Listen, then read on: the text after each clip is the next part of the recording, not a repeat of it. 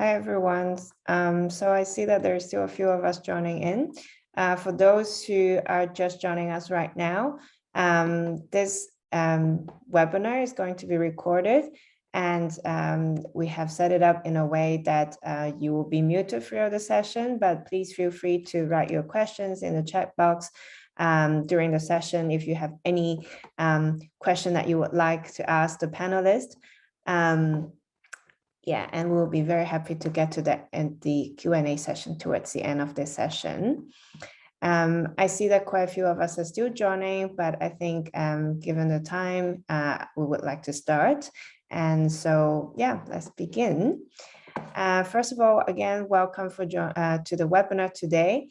The session today, we are really putting the focus on women as customers, and also to highlight the question of how can we measure impact in terms of advancing gender inclusion. So I'm Maxime. Oops. I'm the lead of Impact Intelligence and Education at Roots of Impact. In the past 3 years almost, I've also been leading a program called Biniyog Briddhi in Bangladesh together with LightCastle Partners that have been funded by the Swiss Agency for Development and Cooperation.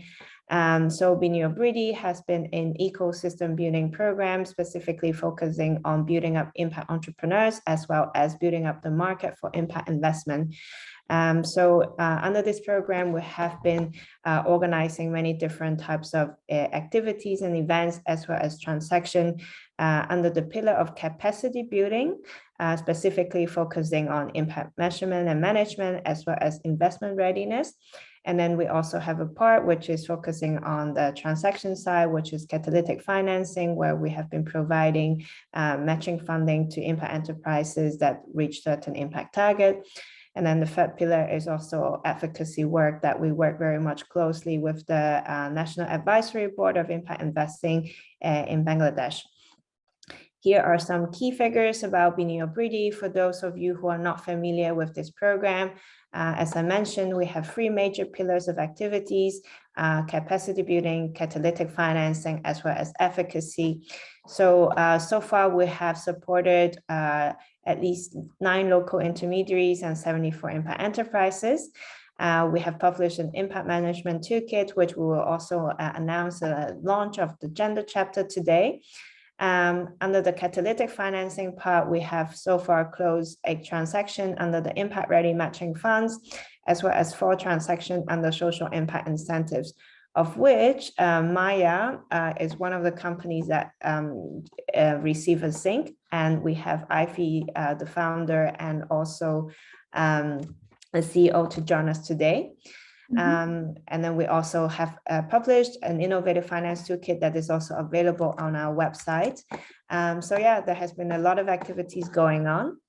And under this context, we have worked together with the National Advisory Board of Impact Investing in Bangladesh last year and published the Bangladesh Impact Investment Strategy and Action Plan. The reason why I brought it up is because, you know, in this action plan, it has specifically mentioned that gender and inclusion angle is recommended to be integrated via impact investing. And it has been prioritized as one of the major recommendations out of this report. Given this context, Biniyog Briddhi have decided that we have also would like to dedicate resources to raise awareness about the concept of gender lens, how to incorporate it in the activities of impact investing, but also in terms of supporting impact entrepreneurs. So when you look at gender lens, here is actually the spectrum of gender lens. And I think the definition or the category of 2X challenge has always been very helpful for us to better understand and dissect what exactly we meant by gender inclusion. Very often we talk about gender inclusion in the impact investment space and focus very much on women in leadership, workplace equity, or women founders, women entrepreneurs. This is super important in the space of impact investing. In fact, we have already organized the first of our webinar series last year to talk about this specific aspect, gender inclusion through investing. How can we do that from the perspective of women founders? But this year, as you can see also, there are many other aspects of gender lens beyond women in leadership and women founders. And it also has been very important for us to try to understand what exactly are the impact that we're generating for the end users. And in this case, which would be women, and as well as how can the women in the supply chain also be affected. And therefore, this year we have decided that the webinar, we would like to also shift the angle a little bit towards women as customer and look at impact measurement and management from that perspective. I think, so it's quite interesting because I think women being a big market is already being acknowledged since quite a long time. And this actually is a quote from a report back in 2013 from Ernst & Young, acknowledging that women are the next emerging market in the world, considering that female income would be continuously rising and the rate of increment would outpace the GDP growth of some of the major economies like India and China in the next few years. At the same time, in the context of developing markets, which I think is quite important in this webinar as well, is that women also often are business owners as well in many of the contexts. And yet there are so many different types of challenges that they face that are specific to the gender norms of the specific environment that they're working in. That also has a certain implication in terms of helping us to understand what exactly are the impact that we can generate and to support women as customers in terms of how we design the product or the service delivery, as well as how do we want to intentionally include women in the process and finally achieve gender inclusion and empowerment. Very often when we talk about the topic of inclusion and equity, I think this picture has always been very helpful. You know, if we think about women as the next big emerging market with a lot of business value, what I would like to challenge all of us to think a little bit further is it enough just to get the product or the service to the hand of the woman? Or can we even do better to understand, is woman getting the same value out of this product or service as the other gender would do through the experience? And so that's something that's I think is quite relevant in terms of, for example, UX design or product design in the process. When we talk about gender inclusion with the lens of focusing women as customers. And so with that as the context, we have launched this year a gender lens chapter as an addition to the impact measurement and management toolkit that we published 2.5 years ago.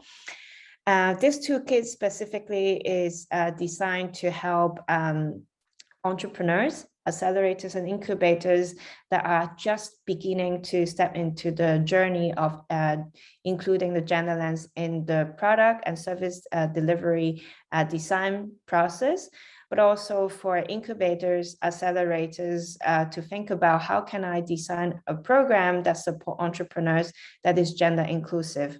Because very often when we talk about gender inclusion or women empowerment, the topic of supporting women entrepreneurs also come up quite often, but how can we also address this part through the design of incubation and acceleration program design? There's also quite a few tips in this toolkit that we have included. So it could be interesting for those of you who are the incubator of who are in this particular category today. And apart from that, there's also a particular section that focuses on organizational leadership and management, as in how can we, as an organization, also to incorporate gender lens internally to make sure that not only that, you know, we have certain representation from different gender in the team, but also how can we ensure in terms of our communication and internal organization that gender lens is being applied. So for those of you who are interested, I think our team has posted also the link to this gender chapter of the IMM toolkit in the chat box. So do feel free to check it out. yeah, we have our team have dedicated quite a bit of resources and effort into it. So I hope you will find it interesting, regardless whether you are an entrepreneur, someone working for an impact enterprise, or incubator and accelerator, and get some inspiration and idea about to kickstart also this journey of measuring your impact when it comes to gender inclusion.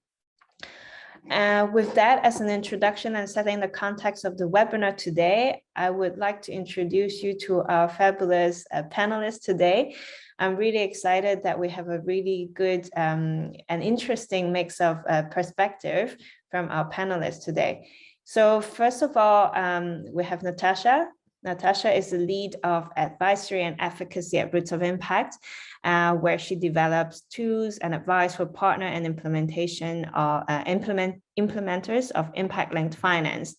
She's also managing the impact-linked fund for gender inclusive fintech. Before joining Roots of Impact, Natasha led the Innovative Finance Initiative at the Bertha Center for Social Innovation, an organization using creative and disruptive tools to drive capital towards better social outcomes. She designed and launched innovative impact funds, managed a secretariat of the Impact Investing National Advisory Board, co-convened the University of Cape Town's Impact Investing in Africa course, and developed impact strategies for Pan-African financial institutions. Prior to this, Natasha also managed the technical assistant portfolios of financial institutions in Africa, Eastern Europe, and Central Asia at FMO, the Dutch Development Bank. And she had the privilege of serving the advisory and investment committees of multiple blended finance impact funds and engaging with impact entrepreneurs ready for investment. She is passionate about financial inclusion and has a certificate in rethinking financial inclusion, as well as migrant remittances and financial services from Harvard Kennedy School. So thanks for being here today, Natasha. And thanks, Max. Lovely to be here. And afterwards, we will listen to Neela. Neela Mitchell, she's the head of Kenya office at 60 Decibels. Thanks for being here with us today, Neela. She is leading the East African team and the work in gender. She's an international development in gender specialist with experience in consulting to social enterprises, impact investors, corporates, and development agencies on social impact, inclusive business, and women's economic empowerment. She has a background in international relations and economics from Boston University, and also an MA in gender studies from SOAS, University of London. Thanks for joining us today, Neela. Thank you. And finally, we have also Ivy Russell from Maya. She's an entrepreneur. So she's the founder and CEO of Maya. And she launched Maya back in 2015. Maya is a health tech platform where users can ask questions to Maya's licensed doctors and mental health counselors related to medical, health, and well-being, psychological, social, lifestyle, and fitness concerns via app and web. So prior to that, she actually ran it as a blog for market research for women, predominantly mothers in Bangladesh, to gain more insights of the region. Ivy completed her master in finance and economics at Warwick Business School before spending quite a few years as an investment management professional at leading firms, including HSBC, GAM, and Barclays. She's also a World Economic Young Global Leader since 2019. So thank you for joining us today, Ivy. Glad to have you. Thank you so much, Maxime, and so great to meet Neela and Natasha. Thanks for having me. Perfect. So without further ado, I would like to hand over to Natasha. Just give me a second. I would share a different slide deck.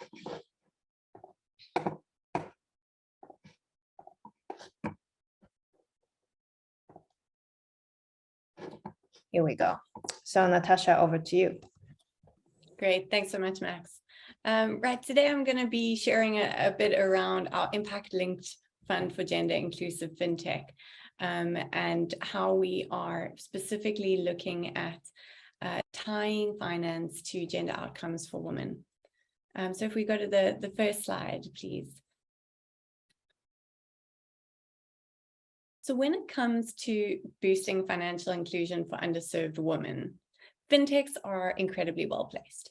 Their solutions often provide improved convenience, lower transaction fees, simpler application processes, and better security than traditional banking services, and are therefore better able to meet women's individual needs. And so time and time again, fintech has been shown to offer solutions that improve the welfare and the lives of women. If we can go to the next slide. And yet, the gender gap in fintech uptake remains significant. At almost 28%, the gender gap is greater than the gaps for other financial and digital services, which shows us that access to devices and the internet is not responsible for the significant difference in fintech uptake between the two genders. So why is the gap so big? This is according to the data that we have here. Well, one reason is that fintechs focus on serving early adopters, especially when starting out, to grow their user base as fast as possible. And because men are often perceived to be early tech adopters, whether this is supported by data or not, many fintechs tailor their products and services and their marketing to men. Or they take what we call gender neutral approach to doing business. And in doing so, unintentionally bias their products and services to men by not actively considering the needs and preferences of their female clients. By the time these fintechs are operating at scale, they're caught in a self-reinforcing spiral of catering predominantly to male users. So despite its amazing promise, fintech is leaving female clients behind. If we can go to the next slide. So in addition, fintechs that are most likely to serve female clients often struggle to raise capital and scale. So inclusive fintechs and female-founded fintechs have been shown to be most likely to reach female end clients. And yet these two groups really struggle to raise the capital they need to grow and scale their business. Inclusive fintechs made up only 1% of the total capital raised by fintechs in 2019, and female-founded fintechs made up just 1.3% of the total VC raised in the same year. So there's a clear mismatch between where capital is flowing if we want to prioritize the needs of underserved women. Can we go to the next slide? So how do we address this mismatch between capital and impact?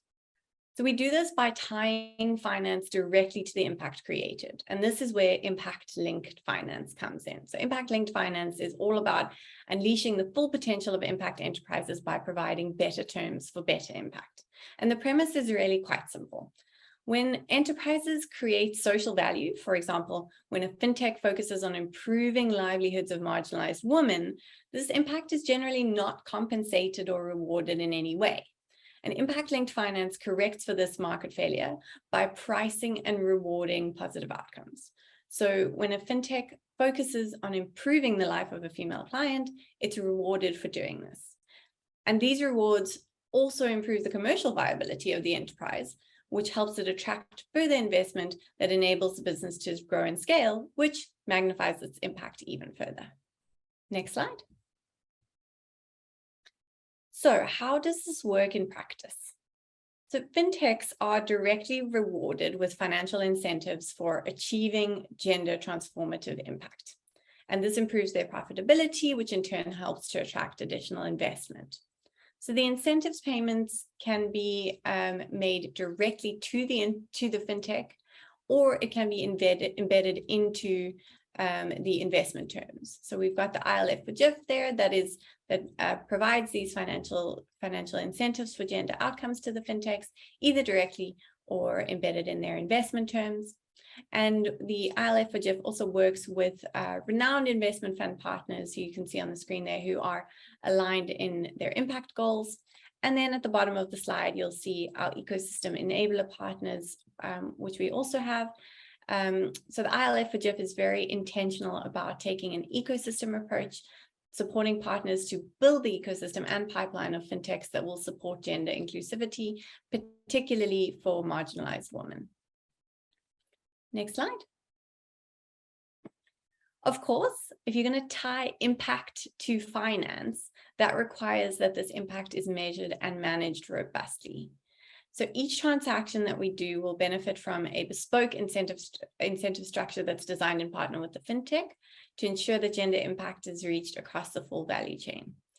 And here are a few of the indicative measurements that we'll be using. So first, in the blue box circle there, livelihood improvements for end clients. It really is the key. So these include increased income or cost savings, improved economic activity, and stronger financial literacy and health. Secondly, the ILF for gender inclusive fintech focuses on better terms for better impact, which means we want to incentivize the hardest to reach, most vulnerable women, such as migrants. So we have specifically measure and monitor the vulnerable women and migrants that are reached. And finally, we know that supporting gender equity at the ownership, board, and staff level means an improved focus on women as end clients. So we have specific metrics that focus on those levels as well, with the intention of reaching the end client. And so that's a very quick run through of what we're doing with the Impact Linked Fund for Gender Inclusive FinTech.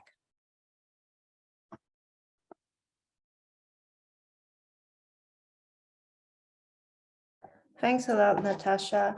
I think I have a few questions that I would like to also dive a little bit deeper when we talk about the topic of impact measurement, especially when it comes to the topic of gender inclusion and focusing women also as customers. So how do you understand or define the impact area of gender inclusion in GIF? I see that in the last slide, you have identified quite a few, but would you be able to share a little bit more how you would be able to measure that in the transaction that GIF would be taking care of? Sure. So we know that the business case for women is there when it comes to fintech. A recent study by the Financial Alliance for Women showed that if fintechs were going to increase their female customer conversion rates to the same levels as men conversion rates across the sales funnel, then those fintechs would see a 70% increase in revenues. So the business case is already there for fintechs. But because fintechs tend to adopt a gender blind or gender neutral focus, they're often unintentionally focusing on men and losing out on all this business. And really, it would be very simple steps to rectify this that would make a huge difference to their business and to their gender impact. So although we definitely want to encourage things like sex disaggregated data collection and reaching more women, we also want to go beyond just counting the number of women who have access to finance. We want to see that these products and services that the women are using actually have an impact on their clients' lives and livelihoods. So for this reason, we look at metrics that relate to improved income, increased savings, more economic activity, and stronger financial health. And we do this at multiple levels, as I showed on the last slide. We do this at the customer level, at the staff level, and at the board and ownership level. And we do that firstly because it affects the woman at all those levels, which is positive, but also because we know that the more focus that we have on having women at the board and ownership and the staff level, the more likely an enterprise is to develop tools and products and services that are going to address the needs of end clients being women. So a core principle of impact-linked finance is better terms for better impact, which means that we're prioritizing the harder to reach and the vulnerable woman. So we are specifically looking at metrics that are focused on hard to reach women, for instance, like migrants. Thanks, Natasha. Would you be able to share a little bit on also how in an IRF or impact-linked finance, how we connect the impact performance of the pipeline candidates to financial incentives in this specific context of GIF? Sure. So we work specifically with fund manager partners, and then we use a number of impact-linked finance tools, such as social impact incentives, which are time-limited premium payments that are paid for achieving gender impact. Or we use things like impact-linked loans, which is basically a loan where the interest rate on the loan decreases the more gender transformative impact is achieved. And we've got a whole toolbox of these impact-linked instruments that we can use, which are tailored to the needs of the enterprise and align with what the investor is doing. So we work very much on a bespoke case-by-case basis with the enterprise and with the investor to design a structure that is best going to support and incentivize the fintech to really reach women and change their lives. Perfect. Thanks a lot, Natasha. So with that, I think we've learned a little bit about the latest GIF, like the latest fund of impact-linked finance that focus on gender inclusion, especially in fintech. But I think it could also be interesting to also hear from some on-the-ground experience from Nila of 60 decibels, how data can be collected on the ground, what are the specific methods that has been used at 60 decibels, and what are some of the lessons learned specifically when it comes to gathering data, and how can we make sure that it's inclusive to all genders. So Nila, I'll pass over the stage to you. Great. Thank you, Maxine. It's great to be here. Let me just, if it's okay, I'll share my screen so I can share my slides. Are you able to see them? Yes, perfect. Great, perfect. Thank you so much. So I'll be speaking a little bit about the work we're doing on gender here at 60 decibels. I think to frame it a little bit, I'll share our overall approach and then get into a few more specifics on what we're looking at in terms of measuring gender impact and the experience of women customers. So to start, 60 decibels, for those who don't know, is an impact measurement company. We've been working in this space for a number of years now, and what we really aim to do is take a bottom-up approach to impact measurement and the focus on sort of end beneficiaries, customers, employees of companies and organizations working in sectors as varied as financial inclusion to off-grid energy and agriculture and more.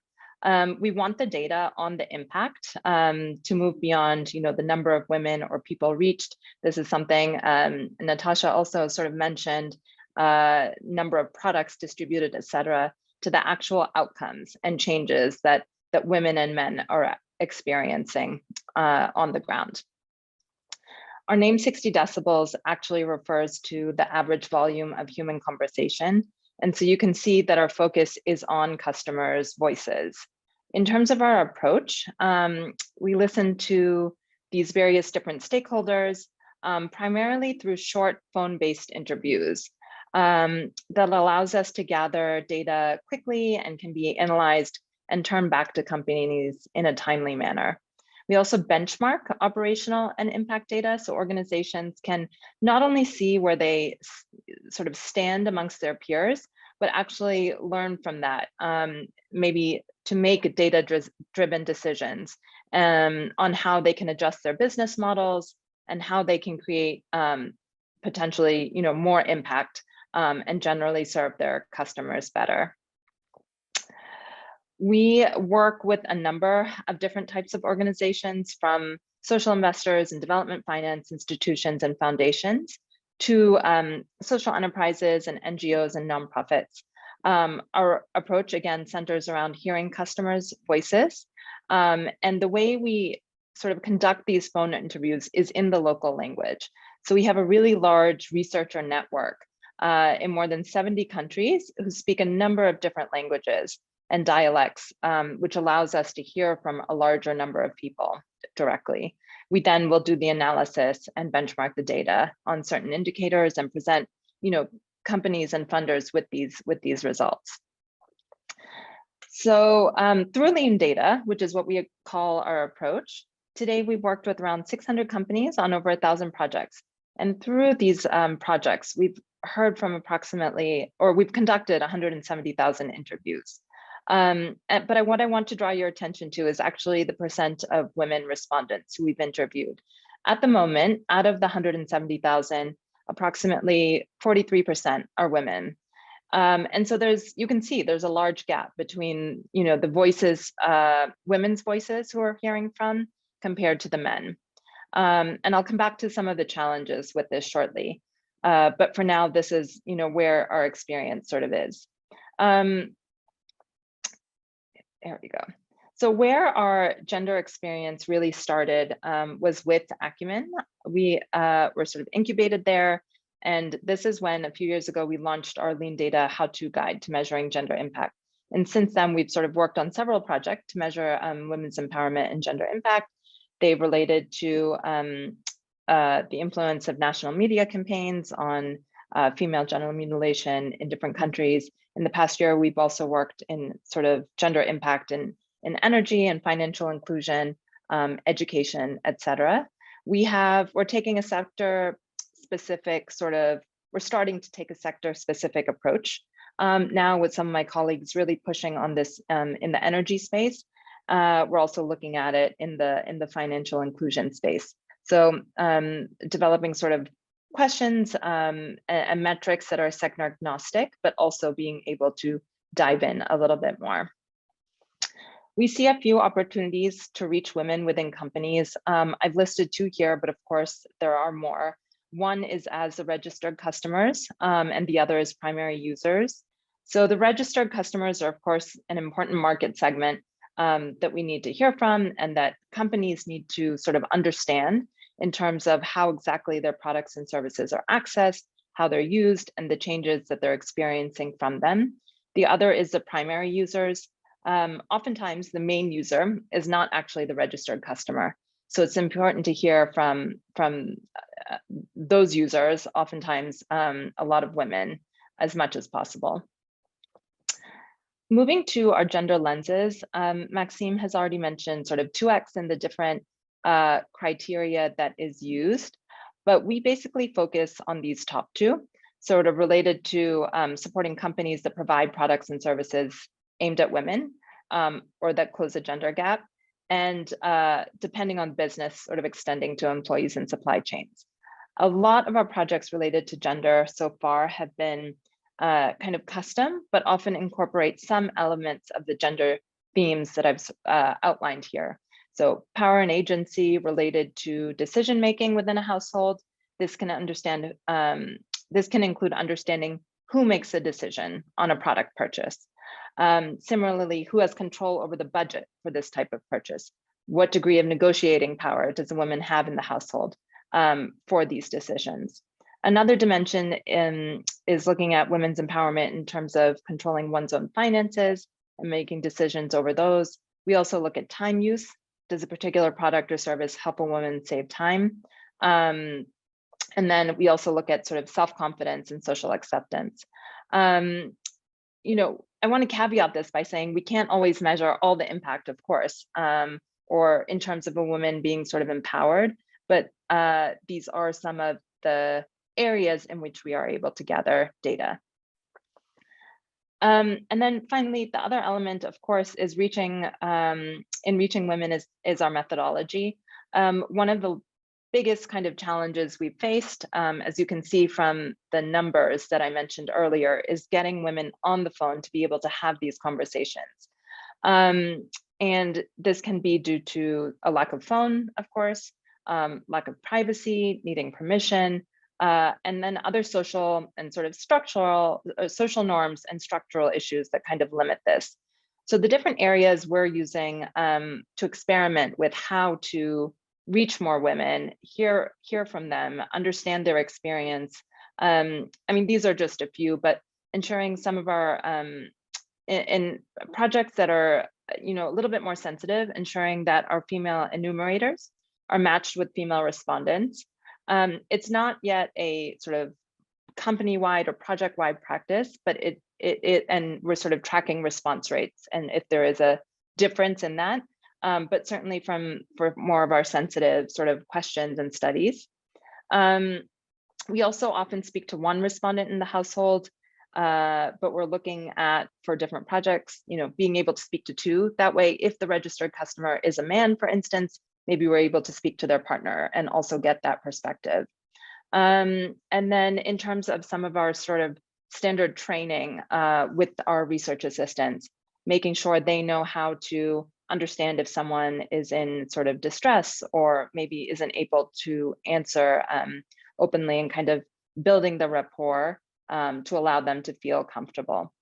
So these are just a few of the areas. I think we might be able to get more into them with some of the questions, but I will turn it back to you, Maxine. Thank you. Thanks a lot, Nila. I think this is very interesting. I think it was also, in our previous conversation, you also mentioned some of the challenges in terms of making sure like how we can reach the women, which you have mentioned a little bit. But I think it's also, I think you also mentioned the timing of the calls, which I find quite interesting. And maybe also how to build rapport with respondents. I think those are quite key. Would you be able to talk a little bit more about that? Sure, absolutely. In terms of building rapport, even from the way we sort of design our surveys, which again are, let's say for a 15-minute survey, you might be able to ask 25, 30 questions, which are both quantitative, with answer options, and then open-ended. And sort of being able to get that type of deeper data with the open-ended questions. We sort of ask more factual questions at the beginning rather than changes. So for instance, where did you first access, a certain product? How did you hear about it? Things that might not be so sensitive necessarily. And then later on in the survey, when the research assistant has been able to make the respondent a little bit more comfortable in answering these types of questions, we'll start asking about, have there been any changes to quality of life? Can you explain those changes? And then, potentially certain other questions about their household. So it is a bit about sort of flow and just making sure that the respondent is comfortable. There's definitely elements of consent and kind of checking in with the respondent to make sure they're, comfortable asking the questions, that they know they can not answer if they're not comfortable, etc. So that's one piece. On timing, certainly, it's really important. And we do this across, it's not just sort of men and women, but we will do callbacks if we can't reach them the first time or the second time at different times of the day, on different days. And certainly, there might be a difference for men and women in terms of when they can be reached. And so that's something we're mindful of as well. Perfect, thank you. I think we talk a lot about like how much effort and thinking that have been put into the design of data collection. So maybe also to wrap up this particular conversation, why do we have to put so much effort in collecting gender disaggregated data? What's the value behind? Yeah, absolutely. Great question. I think, men and women experience these products and services differently. Whether that is, an off-grid energy product or a loan, a microfinance loan. And so we can't, one person's response or one segment's response isn't going to be the same for others. So in terms of understanding, who has been reached and the extent and type of changes that they've experienced in their sort of quality of life, et cetera, or that the challenges they're facing, it's really important to, separate those and understand them individually as well as in relation to each other. And so that is, it is, even if we're not sex disaggregating the results in every single project, we definitely look out for the trends and differences within that data. Perfect. Thanks a lot, Nila. I think also it was quite interesting because some of the challenges that you have mentioned in your session, actually, I think our next panelist have also came across some of them in her own company in Maya. And maybe Ivy can also talk a little bit more about that in terms of how they organize themselves to understand what value are they creating to their customers, and to also distinguish who are the registered customer versus the actual end users. I think Maya does have quite a bit of an experience to share.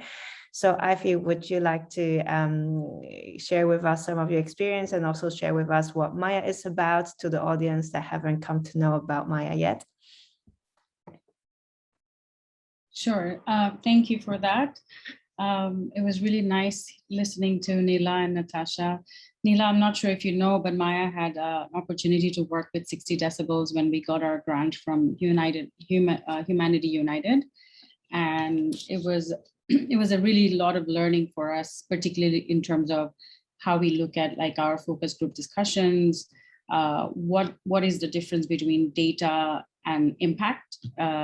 So we're very grateful to 60 Decibels to kind of guide us towards our first rules of assessing impact, because before Maya was just a very data-driven company. We have data, which means we have impact, but that was not the case. So we learned it the hard way.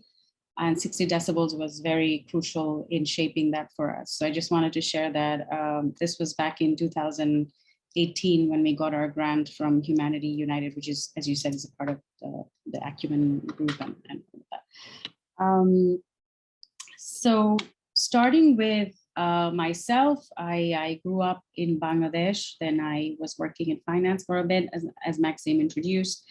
And then really out of personal challenges, out of my own pregnancy and my mother, these two personal challenges is what made Maya, or how this is when I conceived the idea of Maya. So it's really, in one word, it's a telehealth company. But what is Maya is essentially, your one-stop healthcare solution for health and mental health. Although mental health is something that we added later on as we felt the need.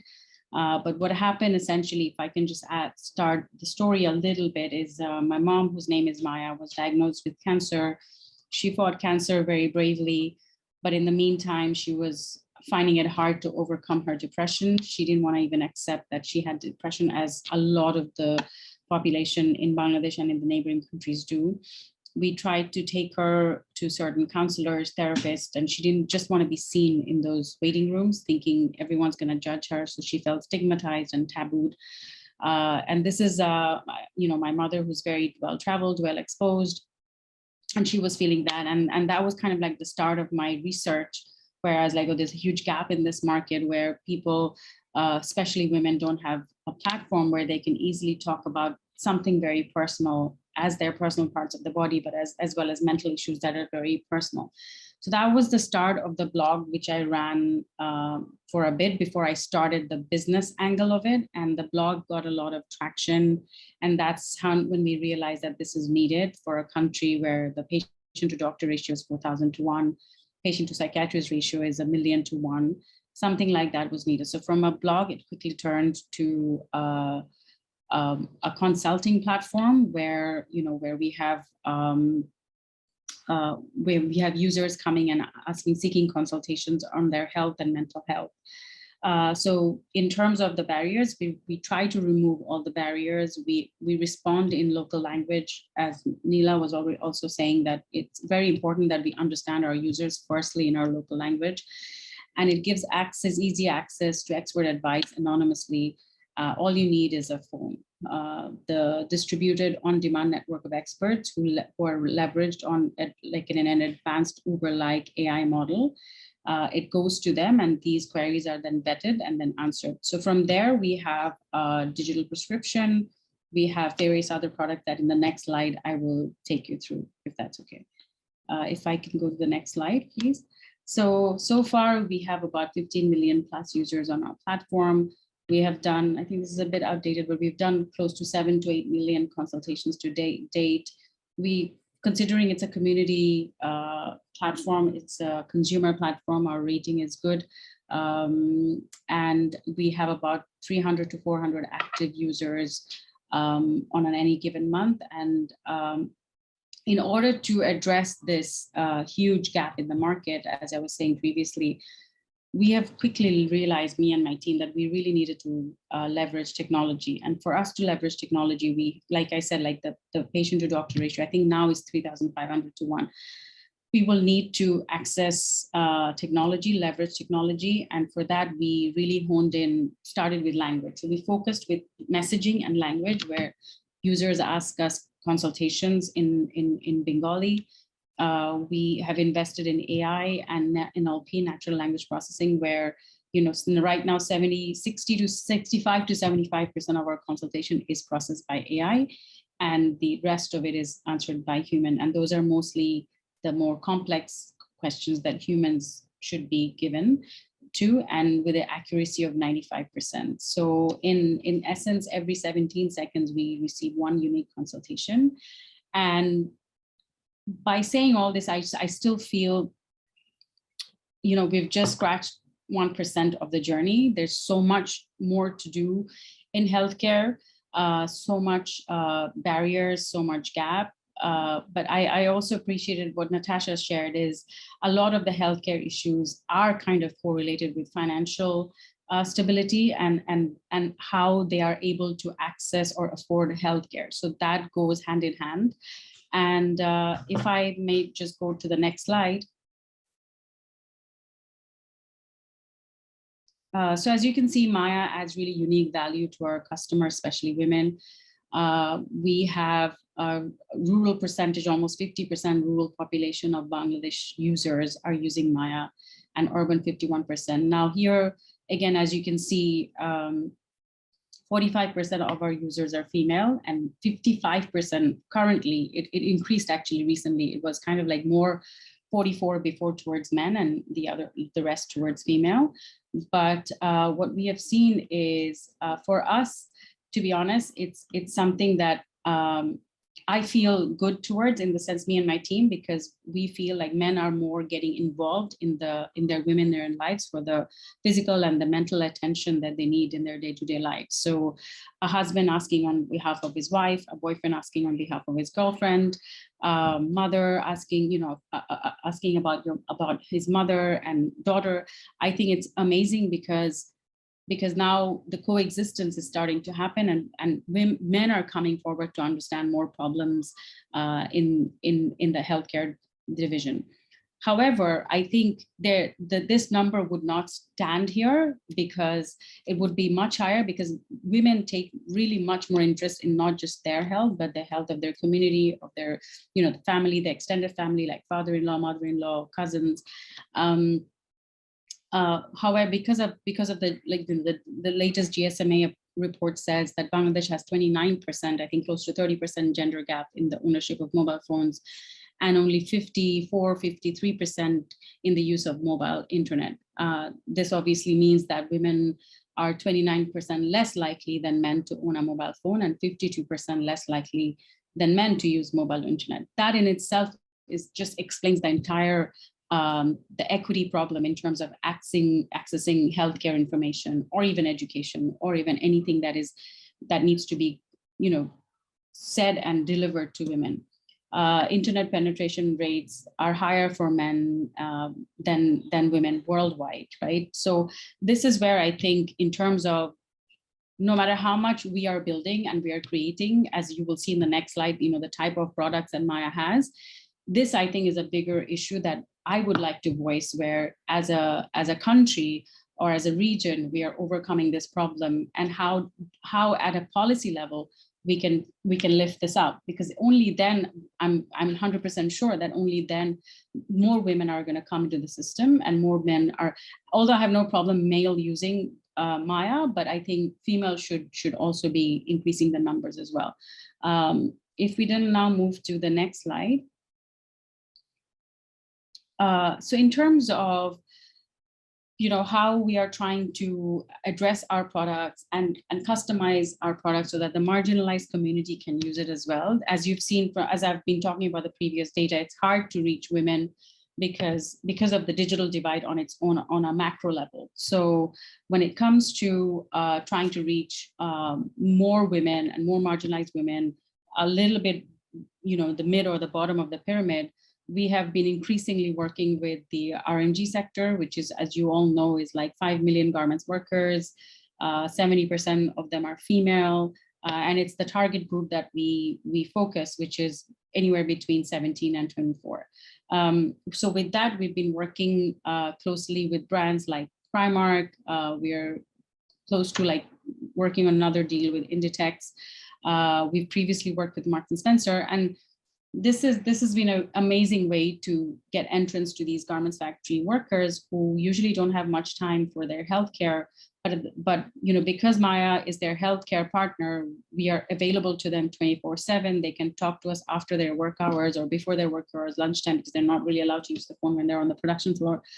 That has really helped us to understand much more the diversity of the problems that this segment of the population faces on a day-to-day basis, rather than a more urban population, city girl going where she has her own sets of problems. So this is something I wanted to just highlight, that how Maya, by working with the RMG sector in Bangladesh and hopefully in other countries, will be able to kind of address a wider challenge or address to a wider network of women and understand different kinds of problems that are coming straight from the ground.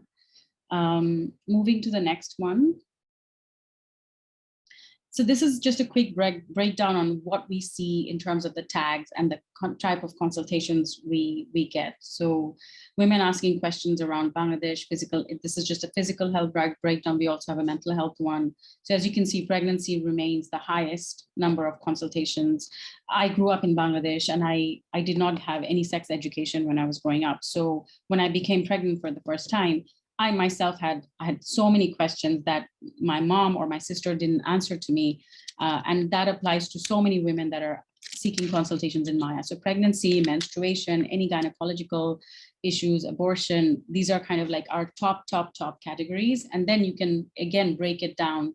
You can break down pregnancy into different layers. You can break down menstruation into different layers. For example, when you go from lifestyle, mental health and food and nutrition, the next one is physical health and how it's divided into like pediatric and all of that. And then the third tier becomes like the pregnancy and anything good. So we can keep slicing and dicing these kind of data.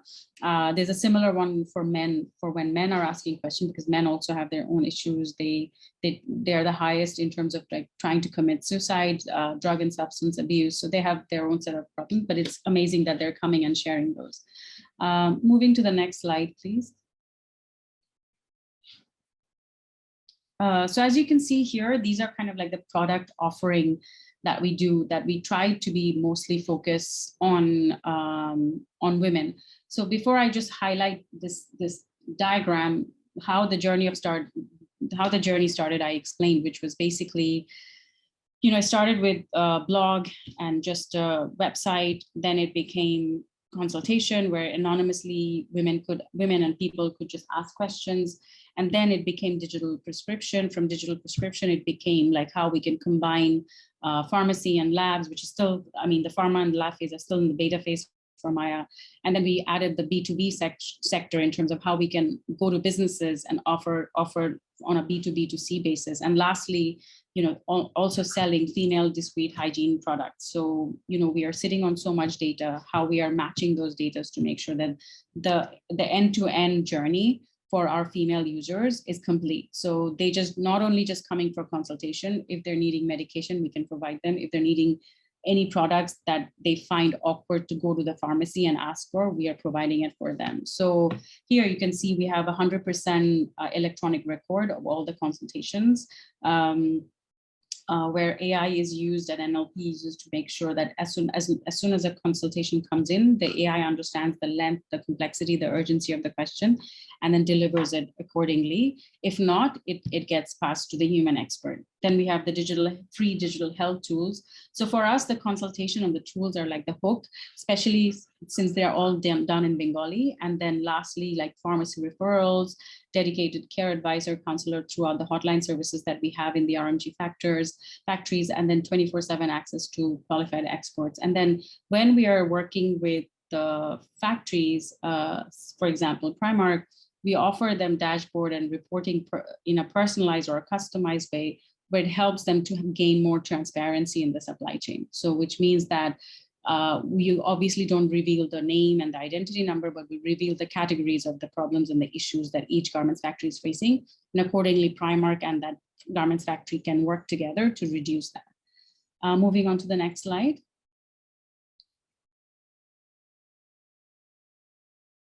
I think that was the previous slide, yeah. No, there's no further slides after this. Okay, that's fine. So I think, yeah, this is I just wanted to show like a rough, quick breakdown of what we offer. And as I was saying that, you know, the discrepancy in the digital divide of how women have less access to internet, have less access to mobile phones, is something that definitely needs to be fixed. Not just for health, but for financial inclusion, as Natasha was saying. But I think even if it's not like, even if we don't look at it as a Bangladesh problem, it's a global problem, just not on health, but in terms of access as well. Like, we know all these stats and facts are available to us, and we all know that women total like 3.8% of Fortune 500 CEOs. Worldwide, only 8% of the top executives are female. On an average, even in the United States, like the largest economy, or, you know, the Caucasian women earn 77% of to the dollar, whereas an African women earns 57. And then, you know, so there's a digital divide, not just in terms of accessing internet, but also having that financial capability to access something like health and mental health, especially when mental health is considered not even an issue in region like ours. So there's much more education and much more training and much more awareness that needs to be built towards mental health. Like, even for Maya, for the longest time, and this is coming from like our own experience, from our users just did not want to talk about mental health issues. They're like, as soon as we would address it, they would say, no, I don't have that issue. That's not for me. You tell me just what's wrong about what can I fix during my pregnancy. And that's all. So going back, like, you know, even when we look at women who are graduating from university, within 1 year of completing college, women are earning 8% less than men with whom they graduated. And by mid-career, the number increases to more than 20%. So this is definitely a link towards that in terms of like earning and having that independence. We see that a lot in the garments factories, where because women are earning, they have more authority to be able to say, okay, I'm going to treat my side of the family as well as your side of the family, because I've earned this much money, and my mom and dad deserves to be treated as much as your mom and dad, as in the husband's mom and dad. So I think if there was a model where we could blend fintech and health tech, that would be awesome, because both are really important. Obviously, education is also important. I will leave it at that. And if there's any questions, I'm happy to go into more detail. Thank you so much, Ify. I think you shed light on also a lot of the nuances behind just, you know, delivering the service to female customers or male customers and getting them involved also in the process. That was really interesting. We do have quite a few questions in the chat. The first one is addressed to Nila from Sadaf. I hope I pronounced your name properly. So Nila, how would you customize your surveys for users of technology-driven startup? And in your experience, what areas are more topical in the startup context? Nila, would you like to answer to that? Sure, thanks, Maxime. I think, you know, it depends obviously on sort of what the company is doing, but we have worked with companies in various stages of growth, so from startups kind of onwards. And so depending on what, you know, the company is most interested in learning, from the operational aspect to the impact data, we can collect a mix of both. So for instance, we can help you understand, you know, how the user first heard about this particular product or service. What is their sort of satisfaction level? What are some of the challenges they face? If they have any, you know, suggestions for improvement. So some of those sort of more operational areas, more linked to kind of the business, as well as some of the impact. And again, that would depend on what the product or service is, and what they're using it for. And I think, yeah, absolutely also can be, you know, customized with a gender angle, if that's also something, you know, you really want to understand in terms of the different experiences of the users. I hope that wasn't too vague. I think it would depend on the company, but just to summarize, yes, they can be customized for different types of companies. Perfect. Thank you, Nila. We have a few questions to Ify. First from Dura. What types of roadblocks does Maya encounter during in-person consultations with women, and especially women in rural households or those who aren't as empowered? So how does Maya go about that? Thank you for that, Dura. I'll start with two angles. One is we've had quite a few roadblocks when we were trying to train our experts. So obviously we have experts who are answering to users. So a lot of the experts were themselves very judgmental, were very things like this doesn't happen in a Muslim country. They were not scientific, they were not biological. So to untrain them, if you know what I mean, like this is not on in a culture like Bangladesh, like they would say things like, if it was my sister, I would have slapped her, I would have like locked her in a room. So around the lines of premarital sex or something. Whereas we had to train them that people are coming to Maya because maybe they have nowhere else to go. We had to train them that your answer should be very biological, your answer should be very scientific, and not religiously biased or culturally biased. So that was one hurdle we had. So we had to really make sure we have 5 pillars in our training. Our medical lead will be able to answer that much better than I am, but the pillars are really about being non-biased, non-judgmental, and those experts go through a very rigorous training in terms of accessing the user's query base. In terms of the users, as you've mentioned, like what were the barriers? Oh, there were many. I mean, initially there was just the non-believers of like, how can this work? How can this work on an internet? And things like that. Then the second one was revealing identity, right? You know, I'm telling you the most deepest, darkest, like, you know, things about my body, about my female parts. Is anyone listening to me? Is anyone finding it out? So which is when we really wanted to focus on messaging over voice or video calls, because we felt if it's an anonymous messaging, we can understand a lot more on the data by using NLP techniques and kind of make that our hook and then move forward. So that was that the belief of telehealth was just not there. And especially when it comes to less empowered women. Yes, again, as I was mentioning, they would often communicate via their husband, via their son, or via their brother.